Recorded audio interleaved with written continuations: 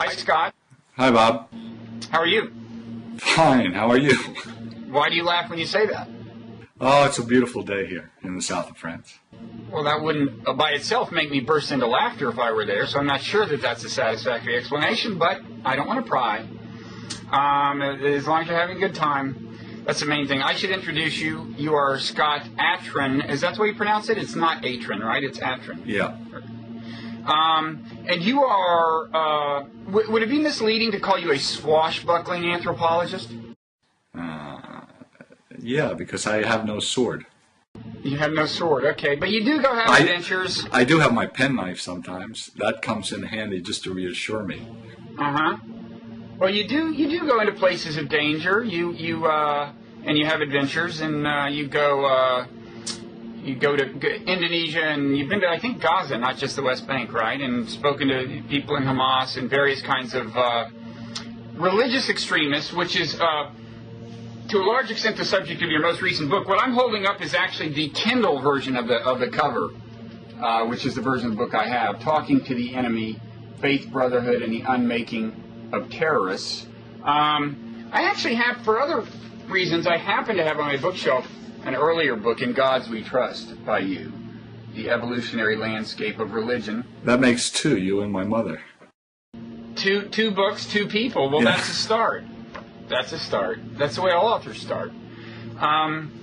So anyway, and we're going to talk mainly about your more recent book and about religious extremism, and we're talking, kind of thankfully from my point of view, the 9/11 anniversary has finally passed, but we are still in its shadow. We're taping this right afterwards. And I wanted to ask you a question in the context of that. I mean, there has been, in all of these retrospectives that have come out, a certain number of people have kind of, in America at least, have opined that actually the war on terror hasn't gone all that well. I mean, on the one hand, we haven't been hit in America domestically by some big terrorist attack. On the other hand, there's a sense that we're more and more mired, taking a lot of casualties overseas, and, there are more reports of thwarted attempts at homegrown terrorism, and that, the trend lines aren't that great, even though we've been safe domestically, more or less. And I wanted to start out by asking you, well, first of all, is that your sense? I mean, I ultimately want to ask you about what your study of religious extremism tells you on about what a smart war on terror would be. But first of all, let me ask you, how would you grade the war on terror, America's war on terrorism so far? Well, in terms of destroying the original Al-Qaeda, I'd give it an A-, B+. In terms of ending the terrorist threat, I'd give it a D+. And I think that the Arab Spring has done more for that than anything the United States has done. I really think that probably never before in human history have so few people with such few actual means caused such fear in so many. I mean, it was truly a marginal phenomenon that the United States has helped make into a worldwide menace. Uh-huh. And what, is it possible to say in a word what you think the biggest mistake has been in the nature of America's reaction? Yeah, the hysterical overreaction to what was a marginal phenomena. I mean, instead of just targeting, a few of these outliers in the places where they were harbored, the United States embarked on a long war that has gotten us involved now in counterinsurgency and counterterrorism operations in over 60 countries, caused us to spend trillions of dollars, caused us to plan for long wars for the next 50 to 80 years. That's for the next 20 presidents. That's mortgaging our children and maybe our grandchildren's future. But perhaps most of all, what it's done is undermine civil rights and the moral standing and leadership of the United States in the world, perhaps irrevocably. Okay, so you're not a fan of the way the war on terrorism has been conducted by the United States. Let's back up and establish the context for your judgment, which is your, to some extent at least, your work with religious, in studying religious extremism and talking to religious extremists in various places, certainly including a number of Muslims in Muslim countries. Right. What have you found in that study that is relevant to this, the war on terrorism question? All right, so, the Pew and Gallup polls say about 7% of Muslims around the world had some sympathy for bin Laden. You double that if they had indirect or minor sympathy. That's a lot of people. That's 90 to 150 million people. But of those 150 million people who have some sympathy for the plight of Al-Qaeda, think about those who actually commit to violence, and you'll find that it's very few thousands, that is, very few tenths of 1% who actually willingly engage in violence.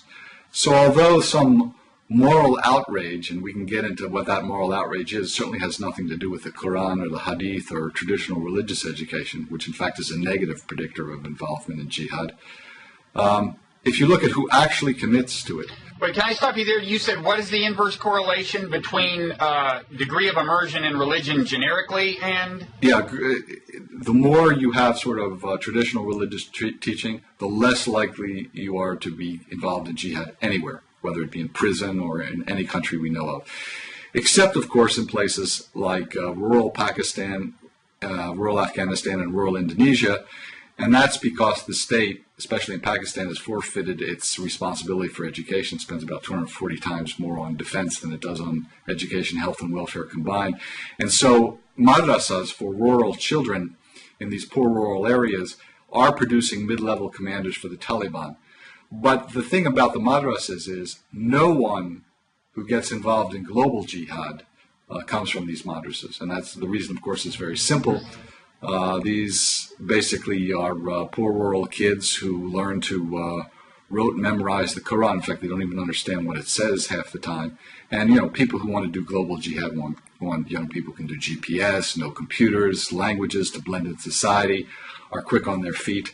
So apart from a few guys who very briefly visited some high-level madrasas, no one involved in global jihad has ever been involved in a madrasa. But as far as sort of standard religious teaching is concerned, again, we find that to be a negative predictor of involvement in jihadi activities anywhere. So what's the biggest predictor of who gets involved? Well, the biggest predictor is, first of all, they happen to be young people in transitional stages of their lives. Immigrants, students, people between jobs and between mates looking for some significance and meaning in life. Just to give you an example, supposing you're a Muslim student, and you have some, most of these guys are sort of born again into radical Islam, but you have some Islamic feeling, for example, against drinking. Now, when you go into college, it's basically a drinking party for the first couple of years. And so you feel sort of alienated. And especially in places like England or France, you're susceptible to people who bring you in and talk to you and nurture you and then eventually sort of pull you along into currents and movements that may have something to do with jihad. That's rarely happens in the United States and much more in Europe. So the first predictor is whether you're in sort of transitional stages of life and you're looking for meaning and glory and adventure. I mean, again, people who talk about, say, let's give a moderate message of Islam to these people are off the wall for two reasons. First, it's not about Islam per se. I mean, again, these people know nothing about the Quran or the Hadith or any of religious teachings. Second, almost all human violence is committed by young men between the ages of, say, 15 and 30 in any society, in any time in human history. And that's the same in jihad as well. And talking about moderation when these young people are out for glory, adventure, thrill, and significance is sort of crazy. Okay, so you're saying that there are, circumstances surrounding a young radical to be, somebody who's making the conversion, such that they are already filled with a motivation that would render any attempt to intervene, by a moderate cleric saying, no, this is what Islam really means, it would render that pointless. Not always pointless. I mean, I've found where it works. So, for example, there's a path to violence. Almost always you join this path to violence through your friends. There's no personality profile involved here. They're normal young people. I mean, there's some really bright guys and some criminal types, but it sort of spans the normal distribution. And the overwhelming determinant of whether you get involved is if your friends get involved. About 70-80% of the people who join the jihad do it through their friends, about 10-15% through their family, and the rest through fellow travelers or disciplers. Now, the path is a long path. It usually goes pretty much this way. So you're part of a sort of counterculture. So there's this massive media-driven political awakening that's linking together people all over the world. I mean, think about it. People in Sulawesi, which is an island between Borneo and New Guinea, which has more jihadi groups than any place in the world, 40. And Morocco. I mean, these places have been separated by 50,000 years of human history. How all of a sudden are these guys willing to die for one another, who had no connection really whatsoever until the media connected them up? So the message has to be fairly flat and fluid, like Muslims are being persecuted. Now, if that resonates with you personally, with your sort of sense of personal injustice, then that can generate a moral outrage. Well, that produces a sort of counterculture, sort of the driftwood of globalization kind of thing. And what I almost always find in every plot I've looked at in depth is that one of a bunch of friends usually gets sick and tired of going nowhere with the counterculture. I mean, all they do is mouth off and spout that they want to change the world, but do nothing at all. So they get tired and they withdraw. Usually they're expelled from the mosque, even if it's a Salafi mosque, and they go off with some of their friends and they sort of withdraw into a cocoon. Now here is where they start imitating the Prophet Muhammad in his withdrawal from Mecca to Medina to regather forces to retake Mecca in the world. And so I find for the Hamburg bombers, for instance, I interviewed their neighbors, their friends, relatives. They got an apartment together, the pilot bombers. The neighbors told us the place stank. They brought in about 20 mattresses. They watched videos of Bosnia and Chechnya. Then they emerged after a few months wanting to do something glorious. So wait, let me stop you. They watched videos of Bosnia and Chechnya. Yeah. Those are two very, very different stories, right? I mean, the Muslims in Chechnya are being, persecuted, they would say, by the Russians, right, and killed. Bosnia is the famous case where the West intervened on behalf of the Muslims. Yeah, but not in the Al-Qaeda videos. They didn't intervene on behalf of the Muslims. What are the Al-Qaeda They see the videos Serbs say? and Croats as basically tools of the West. So they focus on that part. That's right. That's kind of disturbing because, it suggests to me, if Al-Qaeda propaganda can so successfully twist reality, it could make you wonder how much can be accomplished by changing some of the policies that are the more common fodder for Al-Qaeda propaganda, right? I mean, the standard things are, America's at war with Islam. You can tell because they're in Afghanistan, they're in Iraq, they support Israel, which persecutes the Palestinians, and so on, right? Right. And those things are, those things are grounded in an actual reality, so you can kind of see how they turn that into propaganda. But what you just said is that their creative powers are such that, or at least you suggested, that they can turn almost anything into effective propaganda, and that would worry me if that's true. Yeah, but sure, that's the way people are in general. They're willing to believe what they want to believe, except for, some academics and journalists and some jurists, and most people are like that. And once they start along a path to enlightenment or prophecy, anything that fits and confirms their bias will be accepted, even if the overwhelming bit of evidence to the contrary is presented to them. I mean, that's, there's sort of two characteristics of the human mind that have always struck me as fascinating. One is how we are, from very degenerate, isolated information, able to build such rich mental structures like human languages and things. Mm-hmm. But also, but would you say that it did not, that the presence of troops in Iraq and Afghanistan has not made things worse? Oh, sure. That was a black hole for the jihad. I mean, the jihad, those are the two things, along with publicity, which is probably the oxygen of the jihad itself, that makes jihad possible. Yeah, sure, those troops encourage jihad. Okay, so you're better off giving them less propaganda fodder, even though they will be creative with what they have. Yeah, of course. I mean, if you can, again, it's a long pathway, so that if you can reach it at the early stages where there's sort of large countercultural opposition to, say, U.S. foreign policy, begins to get elaborated, and you can do anything to lessen the message that only by fighting the United States will you be able to bring justice to the world. That can certainly help. But once people have moved off and are sort of at the end of the path, when they've gone into their cocoon and locked into a set of moral or sacred imperatives or values, then it's really difficult to get them to move at all. In fact, the only suicide bombers that I've ever seen who have been convinced not to be suicide bombers once they've committed to it are from hardcore Salafi groups that basically, convince them this isn't the way to go. But those are the only people by that time who were able to get to them. So again, it depends on where along this long path, sometimes it can be pretty rapid, you intervene. So let me see if I understand. It is relatively radical people, I mean relatively radical people from relatively radical interpretations of Islam, we might say, or quite austere and conservative, when you say Salafi, that have some success in dissuading would-be terrorists from being terrorists.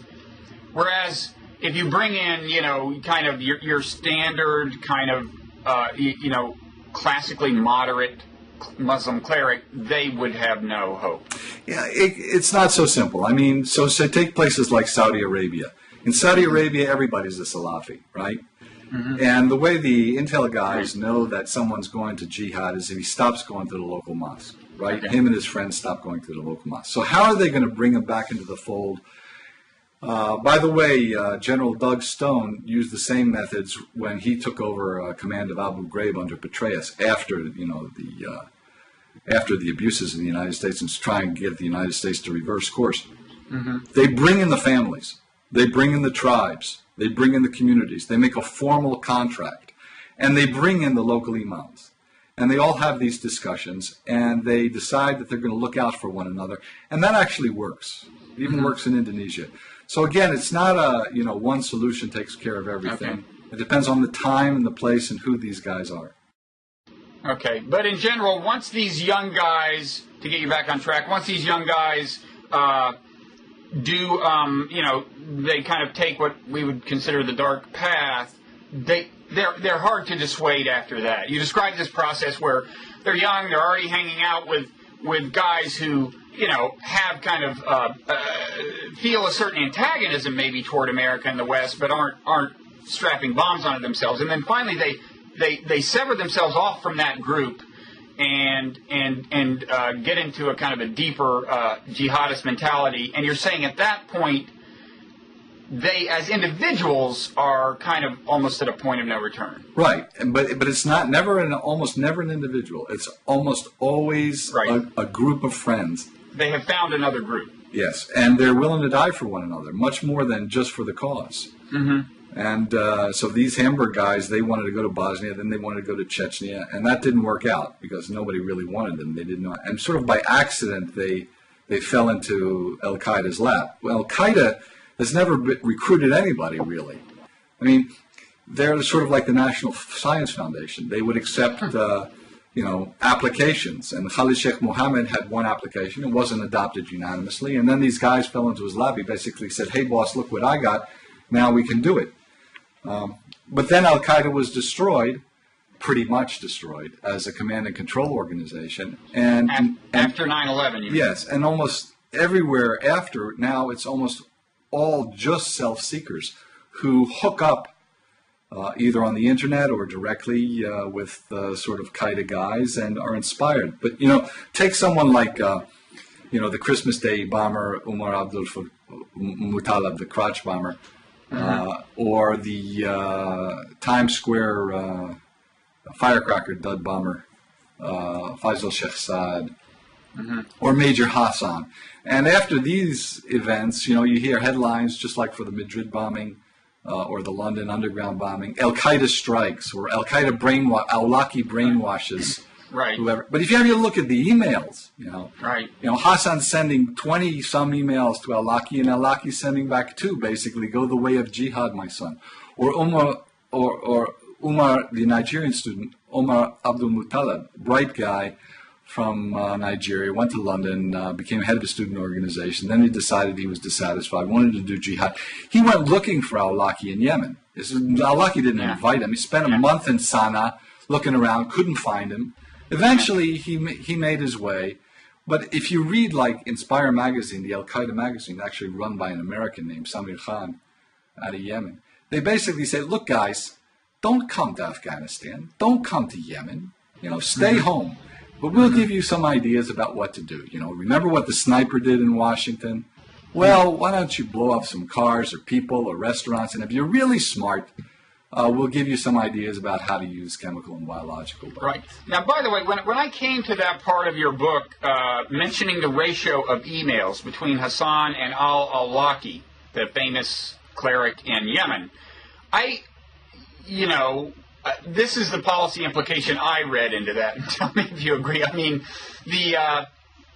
there's been this controversy because Obama has authorized the assassination of al-Awlaki, and he's actually an American citizen. He's an American citizen abroad, and there are a number of civil libertarians who are up in arms about this idea of, without due process, executing an American citizen.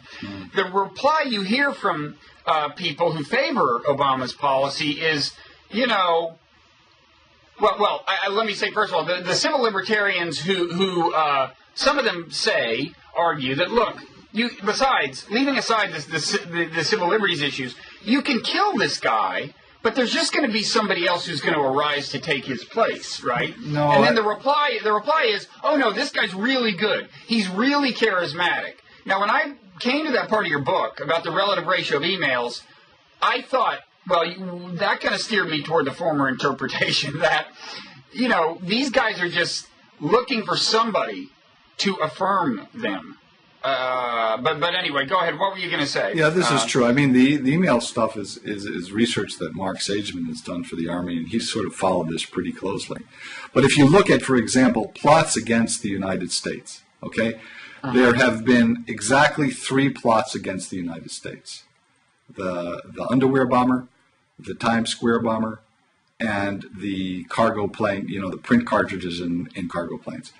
One had a vague relationship to the Pakistani Taliban, which I can talk about, who didn't even exist before 2005. They were just sort of pissed off at Pakistan and America that they called themselves the Taliban. And the other 2 were from Yemen, this Yemeni group, Al-Qaeda in the Arabian Peninsula. If you look at that, you have 2 plots in 2.5 years. Both failed. And if you trace all the people responsible for it, you come to exactly 3 guys.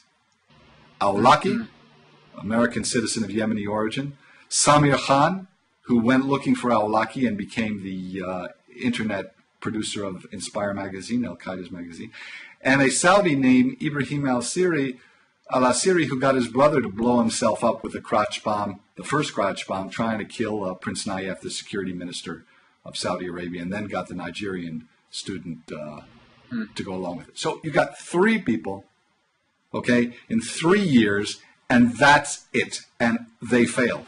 Yeah, although that could be used as an argument for assassinating them. There's only 3 of these guys out there. Yeah, I'm not necessarily against them. I mean, they're dangerous people. They're telling young people every day to go out and kill other Americans, and giving them instructions. So you would be in favor of whacking them, even if it's public and is more evidence, to Al-Qaeda and in their propaganda that America's at war with Islam. Well, they've declared war against the United States, actually formally. I think there should be a more sort of formal declaration against these particular guys. But yeah, take them out. Now, let me say one thing. I mean, I certainly don't believe in torture. Yeah, okay, but I read the evidence in your book the other way. I mean, the Sageman evidence is like Hassan it's like you said, he sent 20 emails to al-Awlaki and only got 2 back. Right. So I don't see al-Awlaki as really fundamentally a very active agent here, right? I see Hassan as a guy slowly going kind of crazy under the influence of the propaganda that's going to be out there whether you kill al-Awlaki or not.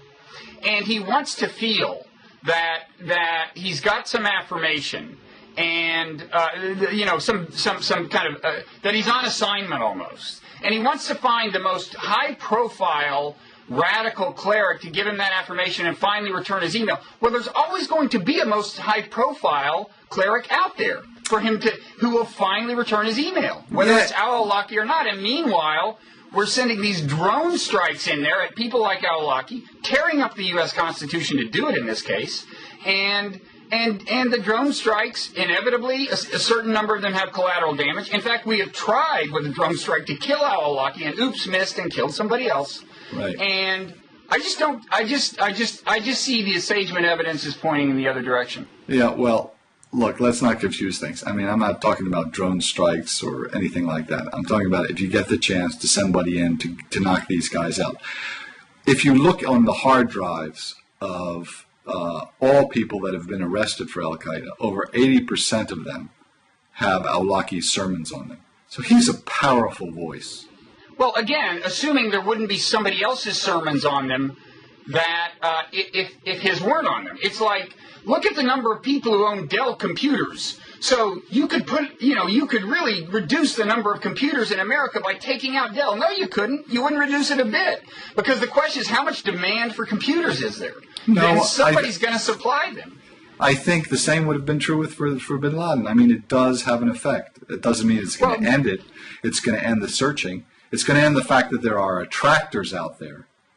I mean, but, if it's a no-cost thing in many senses, I would say you're definitely better off with fewer of these guys out there.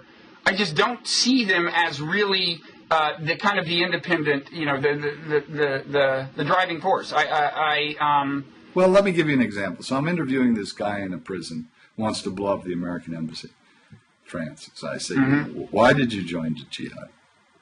And he gives me all the spiel about America and persecution of Muslims, blah, blah, blah, blah. I said, no, what ticked you off? What really got you started? He says, he's walking down the street with his sister and someone spits at him. And his sister called her Salarab, a dirty Arab. Wait, what was the ethnicity of the person who spit at her? French. He didn't mention it, but I suppose it was so non-Arab, non-Muslim. Right, Gaulois. And so he said, I just couldn't take it anymore, and so I decided to join it. So I said, yeah, but that, this sort of discrimination has been going on forever in France and elsewhere. He says, yeah, but the difference is the jihad didn't exist then. So it's there as an attractor. And some of these guys are much more attractive, even if they don't respond and interact personally, than others. And they're very dangerous guys. I mean, truly dangerous guys. They're inspirational people. I mean, the United States had its own groups like this. I knew William Pierce, who inspired Timothy McVeigh, and he was very careful also about not having personal, especially then, living in the United States, about not having personal interactions of the sort that could be construed as illegal. But he was a dangerous, dangerous man. Now, should someone have taken him out? No. But he was resident in the United States and, sort of was an American citizen living in the United States. These guys seem to have basically rejected American citizenship. In fact, they publicly declared in an article in Inspire why they are traitors to the United States and why every good-thinking Muslim should be a traitor to the United States. Okay.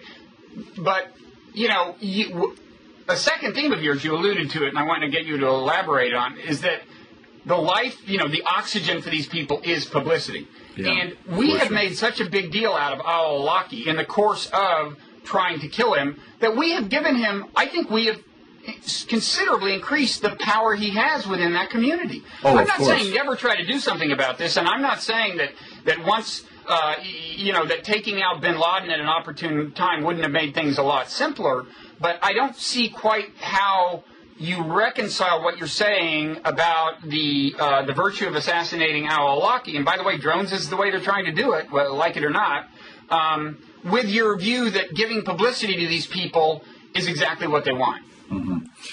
Yeah, I think he should be taken out quietly as best we can. I think, the Brits do it very well. They make no publicity when they're responding to these terror incidents. The United States goes again into this sort of hysterical reaction, and publicly announces in every aspect what they're going to do. They're going to knock out this, they're going to knock it down, they're going to invade this country, they're going to do this or that. No, this is a war which involves actually very few people who are really intent on killing Americans for what they consider to be good reasons. And so there should be concerted action against these particular individuals and none else. And there are actually only a very, very few of them. I think the other parts of the reaction, invasion of countries, the establishment of counterterrorism and insurgency relations in 60 countries in the world, drone strikes, are all counterproductive and have all contributed heavily to the sort of viral mutation of the Al-Qaeda movement, which was otherwise a marginal movement which would have died long ago for lack of publicity and oxygen.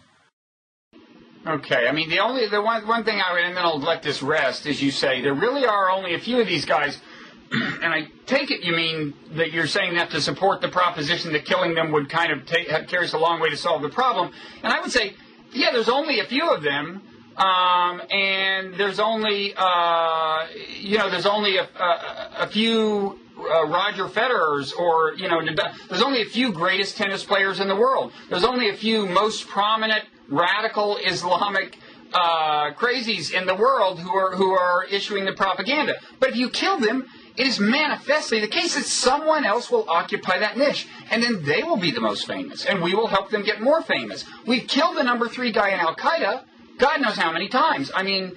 But yeah, that's number 3. No, perhaps and perhaps not. You get rid of someone like Hitler, to bring a tried and true example, or Stalin, it really makes a difference. Yeah, but that's totally... I mean, that is a matter of succession to the position of head of a state. And if they don't get the job and it goes to some nice guy, that's the end of the story, because they have no operational tools at their control. When you're dealing with terrorism, any guy with a laptop can be the next al-Awlaki, and I guarantee you there will be another one. If you kill him, there will then be there will be a new biggest threat to the U.S., and we have to kill him, and we'll elevate him, and then he will inspire American Muslims. Wait a second. No. I mean, people are different. And Awlaki and Samir Khan and Ibrahim Asiri, these are 3 quite unique individuals. And out of the hundreds of people in Al-Qaeda in the Arabian Peninsula, they're the only ones who consistently do anything. It's not the case that they're being replaced or there was... Well, we don't know. We haven't killed them. I'm predicting that if we did, there would be somebody else who's the most famous propagandist. I doubt it, because Al-Qaeda in the Arabian Peninsula is mostly concerned with local tribal and well, that's the point. The guy might not live in Yemen. That's why this is such a hopeless wild goose chase. He will show up in Somalia. He will show up in Chechnya. He will, that's my point. It's not location specific. The successor doesn't have to be in Yemen at all. The successor to the throne of most inspirational guy for young American Muslims who are feeling a radical impulse. Yeah, but remember, they're not just they're not just inspirational guys. These are guys that have actually concocted plots, with bombs, and continue to do so. Bombs that were meant to kill hundreds of people. So while perhaps there's going to be somebody to replace them, although who knows if they're going to be half as good. I mean, these are guys who actually have been involved in plots to murder people. That is true, but the one successful plot did not involve that. It was Major Hassan. He didn't need any munitions or logistical support. That's right. That's the kind of thing America has to worry about, and he's a commonly cited case. People say, Al-Awlaki inspired him. We got to kill all... Well, see, I don't even think Al-Awlaki inspired him. I know, but the point is that's the narrative.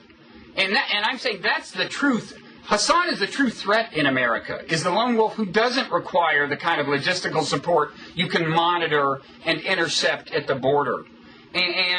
And I'm just saying that all the time we spend showering drones on people like Al-Awlaki are making it more likely that we're going to have more homegrown terrorism from the Major Hassans, people who will find inspiration somewhere and don't need logistical support. See, I don't think the drones are really that important for homegrown terrorism. I think they're important for... Actually, the Times Square bomber mentioned the killing of Pakistanis with drones. Yes, he did. And in fact, he got some support from the Pakistani Taliban because And that's where he got the idea, because they were getting their families killed by the drones. But that's quite a different thing. I mean, there is the one case where the Pakistani Taliban, the one case where they targeted the United States because of the drones. That is a sort of peculiar hybrid between homegrown and grown from the outside. Mm-hmm. But most of what the drone strikes are doing is making people hostile to the United States outside the United States. So a good example, of course, is the Pashtun tribes along the Afghan-Pakistan frontier, which are now, by the way, we're highly pro-American. In fact, the leaders of these tribes, like the Haqqani, Charlie Wilson, who got us involved in the Afghan war, once called the goodness personified. And Brzezinski, the national security advisor to Jimmy Carter, would wave Kalashnikov and an Afghan turban and saying, Allah Akbar, and we are behind you.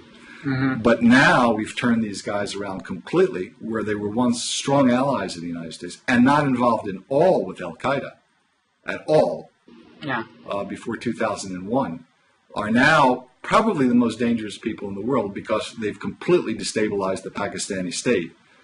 And in Yemen, where right now our counterinsurgency operations are suspended, but in South Yemen, because of its peculiar conditions, it was eviscerated by the communists, and then when President Saleh tried to use the same tribal policy, splitting the tribes that he used in the north, all he left was this power vacuum, and Al-Qaeda in the Arabian Peninsula sort of fit in, and they're making alliances right now with what's called the Southern Movement, which are students and various political movements of kind, not because anybody likes Al-Qaeda, but just because they have some muscle. Mm-hmm. And the United States' reaction up till May was basically bomb these guys, and they killed these people, these innocent civilians in Abyan province, and basically turned the southern provinces against the United States. For now, that's on hold. Maybe they've learned a lesson. But I think that's the biggest danger, because they could, actually propel Al-Qaeda in the Arabian Peninsula to make an alliance of convenience with these other guys, and they could seize the port of Aden and block off access to the Red Sea and the Suez Canal, and that would be a huge disaster. But the big problem with the drones is in Afghanistan and Pakistan, and that's just a horrific situation that was created almost entirely by the United States, and for no really good reason. I mean, when before 9/11, the Taliban had offered to have a trial, put bin Laden on trial for the African embassy bombings and the bombings of the USS Cole, and invited the United States ambassador. And the United States ridiculed the whole proceedings. Then, okay, so Scott, we got interrupted. You were talking about both how unproductive drone strikes have been in Pakistan and Afghanistan, but also about a missed opportunity with Mullah Omar not long before 9/11, I guess. That's right. Not long before, but just right after. So what happened was in October, when the United States was threatening to bomb after September 11th, Mullah Omar called a meeting of the Taliban leaders, and they voted to disinvite their troublesome guest. Again, that was ridiculed, and the United States invaded and bombed the Taliban into a true alliance. So are you saying, I mean, this surprises me, are you saying that the Taliban might have actually been willing to turn over bin Laden to us, which was ostensibly our key demand? That's what it was going to take to keep us from invading Afghanistan, we said, after 9/11. That and some other things we threw in, possibly to make our demands unmeetable. But anyway, that was the most prominent one. Are you saying Afghanistan, that the Taliban might have been willing to actually turn him over? That's right, just like the Sudanese did. In fact, they were contemplating it. But here's the thing. In Afghan society, the notion of the guest, the dhif, is sacred. Mm-hmm. Now, you got to think, how does a society stay a decentralized society for 2,000 years and survive, from Alexander the Great through Genghis Khan, through Soviet and American generals, British generals, without a central government? And the way they do it is they have these sets of very, very strong traditional ways of making peace and negotiating when everybody's fighting one another. Mm-hmm. And one way to do it is this practice of both sanctuary and the guest, which is holy. I mean, even if you killed the chief's wife, and you're accepted into it as a guest, then no one can harm you on pain of death to you and your family. So now the United States was demanding they give him over. And basically the Taliban were saying, okay, but we've got to have a formal trial in which his guesthood has been abused. He has abused his position as guest. And we have to be able to judge that. And the United States said, bullshit. Hand him over to us. And basically that wasn't going to do it. And so they eventually sought sanctuary with their brethren along the Pakistani border in Pakistan, who had nothing to do with the Taliban. I mean, absolutely nothing to do with them. They couldn't stand the Taliban trying to tell them how to do things. And the Taliban couldn't stand the Arabs trying to tell them how to pray and do jihad, which is why there'd never have been a single Afghan in Al-Qaeda before 9/11. And then, we get Musharraf to go into the Northwest Frontier provinces and the federally administrated territories with a division of troops. Now, when Lord Curzon set up these provinces back at the time of the British Mandate, when he was Viceroy of India, and after the British had lost 2 bloody wars to these guys, he basically said, okay, we're going to leave you alone so long as you don't come down into the Punjab in India. And when Muhammad Ali Jinnah founded Pakistan, that's the first thing he did. He called it Operation Curzon, and he promised the tribes he'd never send in troops more than the brigade level, never more than 100 meters on each side of the road. And now the United States, especially under Vice President Cheney's impulse, sends a division, and they went nuts. They just went nuts. And now they are the biggest danger to world peace and security because first of all, they being who? The Pakistani Taliban, okay, who call themselves the Pakistan. First of all the nuclear facilities are as far from the Indian border as possible. And that means as close to the western border as possible, which is near the tribal areas. There have already been 3 attacks on nuclear facilities by these guys, the Pakistan. Second, it's a nuclear state. I'd estimate maybe 20 to 30% of the people in the intelligence and the upper echelons of the army support the jihadis anyway and consider America and Israel and India to be equally devils. And they're quite in a possible position to take over the state. And of course that would be a disaster because they'd provoke a nuclear war with India, which has been very, very patient up till now. Basically, they haven't reacted at all, even though their parliament's been attacked, their citizens have been attacked repeatedly. So that, I think, is the real consequence of the war on terror, even more than, say, mortgaging our children's future or reintroducing torture, which I think is perhaps the second greatest disaster of the war on terror. Okay, so let me ask you something. If you had been president after 9/11, I mean, you've told us some things you wouldn't have done. How would you have framed, I mean, Americans had to have a response to 9/11. If you're a president, you've got to say you're doing something. How would you have framed the response? Well, there actually was a very, very brief discussion in the White House about whether this was going to be considered a crime against humanity. Remember, even Le Monde, which is not a particularly pro-American newspaper, leftist newspaper in France, had "We are all Americans" as its headline. The United States had the entire world's support. So it was either going to be a crime against humanity or a direct attack on the United States, and who the hell cares what the rest of the world thinks? And basically that was the position taken. Had it been treated as a crime against humanity with a world coalition behind it, I think the whole thing would have been gone pretty fast. So what would you have actually done? Would you have taken him to, the ICC, which we're actually, U.S. actually isn't part of, or just have people like the Taliban on a long leash. Basically say, okay, you say you're going to give up bin Laden. Now there are going to be true sanctions against you. Get everybody on board. Unless you give him up. They probably would have, just like the Sudanese gave him up. And then, put him on trial. And then you say, we won, it's over. That would have saved us a lot of money and slaughter, wouldn't it? Sure. Yes, it would have. It would have. A jihadist movement would have persisted, right? And in fact, Al-Qaeda might have persisted in more substantial form than it exists in today. I don't know if you had just locked bin Laden up or executed him or something after due process, right? I mean, there would have been people clamoring for more, and there would have been enough action on the jihadist front for them to at least have something to point to, right? Yeah. Yep. But I think, again, it was a marginal phenomenon, Bob. It was publicity that made it something real. I mean, I remember my father worked for the defense industry, and I remember it was October 1962, and he was called out to see if Phantom jets armed with Sparrow missiles could knock down Russian ICBMs launched from Cuba. The answer is no. The answer was no. I know that because I read your book, not because I knew that. But anyway, go ahead. Yeah, so they took him away, in the middle of the night.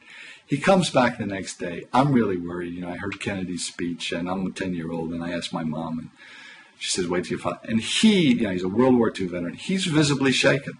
And he says, and I ask him, and he says, Dad, is there going to be atomic war? He says, 20% chance, son. Now, that's 20% chance that the world would come to an end, basically, that there would be hundreds of millions of casualties in, say, 90 minutes. That was a big deal. Yet we didn't run around like headless chickens. We didn't curtail civil liberties. We didn't strike out and invade half a dozen nations. I mean, literally, our reaction is senseless. Mm-hmm. And yes, had there been another president, I'm pretty sure the reaction would have been quite different. Now, my only regret is that Obama hasn't done more to extract himself from this situation. I mean, he's done something in Iraq, and he's promised to do it in Afghanistan. But, he hasn't closed down Guantanamo Bay. He hasn't prosecuted the guys who instituted torture for the first time since the founding of the American Republic, by the way. Mm-hmm. Back to a technique used by the Holy Inquisition, and which was in fact the basis of all human rights, namely to banish torments of the individual body like that. And he hasn't done anything about it. Now, I asked an Obama advisor who responded to me this way. He said, supposing the president agrees with you that we may have overreacted to 9/11 mm-hmm. and wishes to get us out. Now, how does he convince the American people? I mean, it's like turning a giant aircraft carrier around in a small port. Mm-hmm. It's got to be done very carefully. And he's always going to have a political opposition which sincerely believes that this has to be fought to the death. Uh-huh. So what do? Well, it's very interesting. I went to, places like University of Virginia's Miller Center and Ford School and Harvard and other places, and Cambridge. And I posed this question to our future political science leaders. And their reactions were quite interesting. They were all evidence, fact-based reactions that says, look at the rising trajectory of casualties, our involvement in counterinsurgency around the world, how much the war has cost. But none of them were able to appeal to the things that I think really move people in this world and got us out of the caves, namely their fears and their values. And that, I think, is missing from our political... What would you say to appeal to those things? Well, first of all, I think something serendipitously fell into our lap. That's the Arab Spring. Mm-hmm. I mean, these kids in Egypt did in 18 days what Al-Qaeda couldn't do in 18 years. They changed the core Arab regime, which was the whole reason for Al-Qaeda movement, and they did it without any violence, much less against the far enemy of the United States. So they've thoroughly discredited Al-Qaeda's narrative. And well, not entirely. I mean, they just stormed the Israeli embassy. That's right. In a way that is feeding, that will feed the reaction in Israel and America that you would like to subdue. I mean, in other words, it's Muslims, they'll hate us no matter what we do. We've got to amp up the war on terror, right? So not all of the implications of the Arab Spring, at least in the short run, are favorable. No, you're right, and we don't even know what they'll be in the long run. I mean, it might take decades for us to figure out, like in the 1848 revolutions, mm-hmm. what the true consequences are going to be. Mm-hmm. But what is certain is that by encouraging the democratic dynamics in the Arab Spring, you will be helping to undermine Al-Qaeda. Now, the United States' reaction so far has been very ambivalent. Mm-hmm. So in places like Egypt and Yemen, even though Saleh seems on the way out and Mubarak is on the way out, we're still caught in a post-World War II paradigm where our aid bolsters the remnants of these corroded autocratic regimes. Mm-hmm. And those two pillars of American foreign policy are, one, this sort of rational actor paradigm, where the idea is you give overt military aid or you undergo overt military action and you make the war too costly for the enemy. Mm-hmm. Okay? Now, that just doesn't work with devoted actors willing to blow themselves up and sacrifice the totality of their self-interests.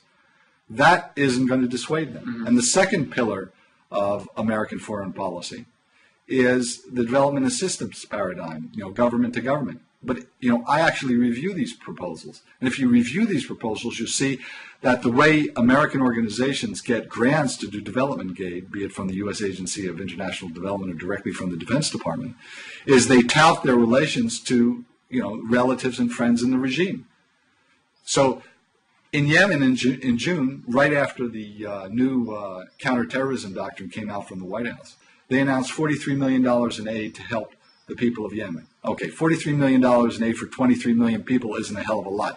But if you look at where the $43 million is going, 60 to 70% goes into overhead for the aid-giving organizations based in the United States. Mm-hmm. Another 30% goes directly into the pockets of members of the regime, namely Saleh's family and his Hashid tribe. That doesn't leave much money. That doesn't leave much money. But so it's not just that the money mm-hmm. isn't accomplishing what it should be accomplishing. It's that it's doing exactly the opposite, because all it's doing mm-hmm. is shoring up the remnants of these autocratic regimes. Mm-hmm. Now, in Egypt, we're supporting strongly remnants of the Mubarak regime. Mm-hmm. Okay? And here's the peculiar thing. I wrote in the New York Times op-ed when this whole thing started, called the Egypt's Bumbling Brotherhood. Right. But the only reason the Brotherhood is popular is because they would arrest anybody who went into a cafe to talk politics, but they couldn't go into mosques. Mm-hmm. So, to arrest anybody. So the Brotherhood survived. About 600,000 adherents in a population of well over 80 million, and about 100,000 who are active. And again, it's mostly because there was no secular opposition. It had been stymied. Okay, but let me ask you a question about that. You said, what the smartest thing to do is support the truly democratic elements in these states, because that will drain the lifeblood from Al-Qaeda and Al-Qaeda-like movements. But let me ask you a question.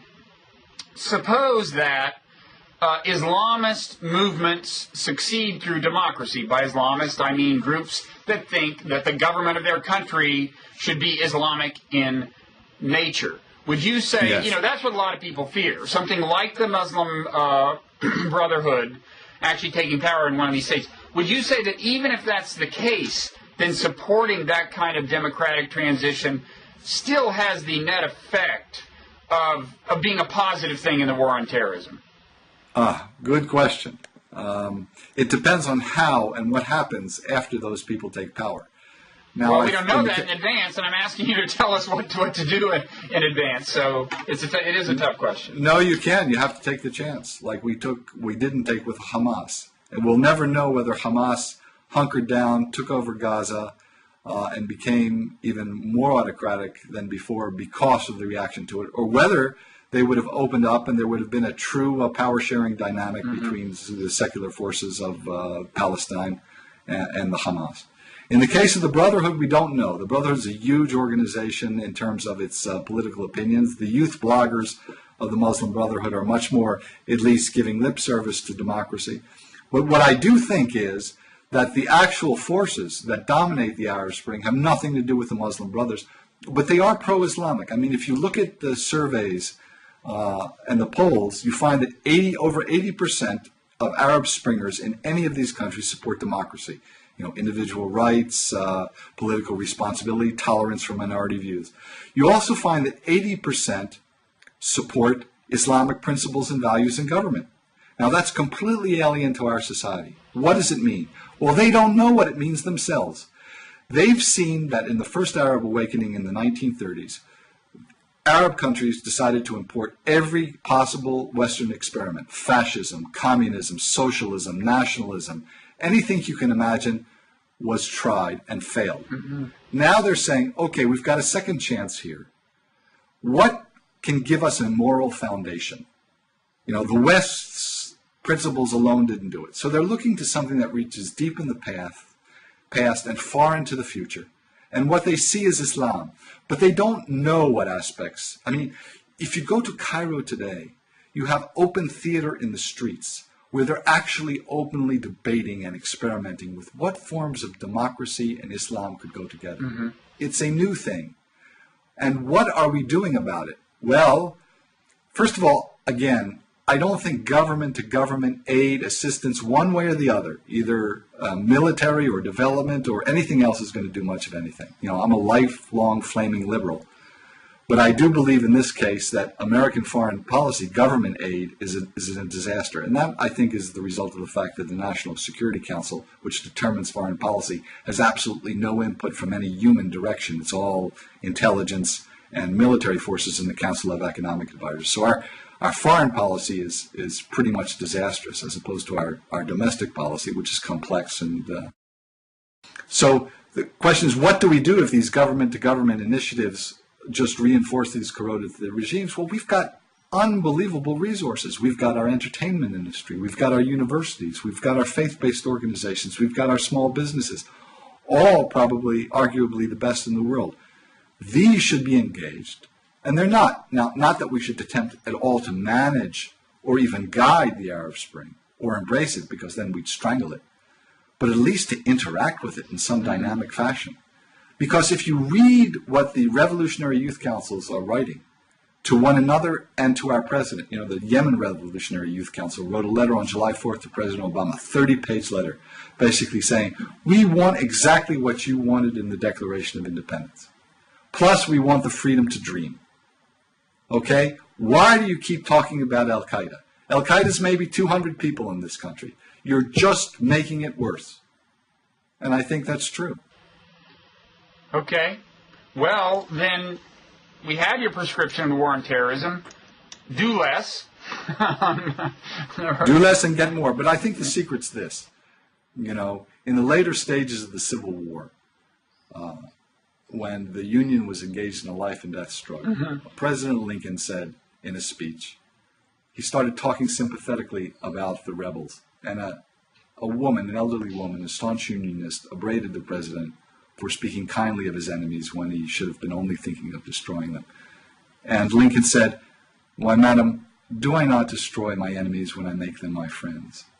Now, how do we make these future generations our friends without doing as Reagan used to Gorbachev in their walk of the woods, without having Martians invade us to bring us together? There are really only two ways to win a war.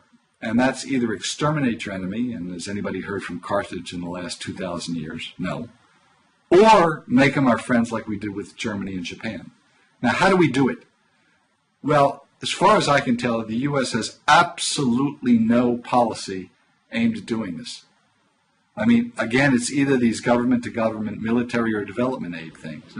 So I'm in, Tetuan, and I'm interviewing in this little neighborhood where 5 of the 7 guys who blew themselves up after the Madrid bombing came from. They all grew up within 200 meters of one another, lived in the same barrio, went to the same elementary schools, which had Mickey Mouse and Donald Duck and nothing about the Quran, went to the same high school. And then their relatives, 5 of them, went to blow themselves up against Americans in Bakuba in Iraq. So I'm asking the kids who are playing soccer in the garbage, what do they want to be when they grow up? First kid's 8 years old, says to me, I want to be an archaeologist. I asked him, why? You want to find treasure? I figure, what does an 8-year-old kid want? He goes, no, I want to find out who we are. And then I asked the second kid, what do you want? He wants to be a doctor to help people. And I asked him who your heroes were.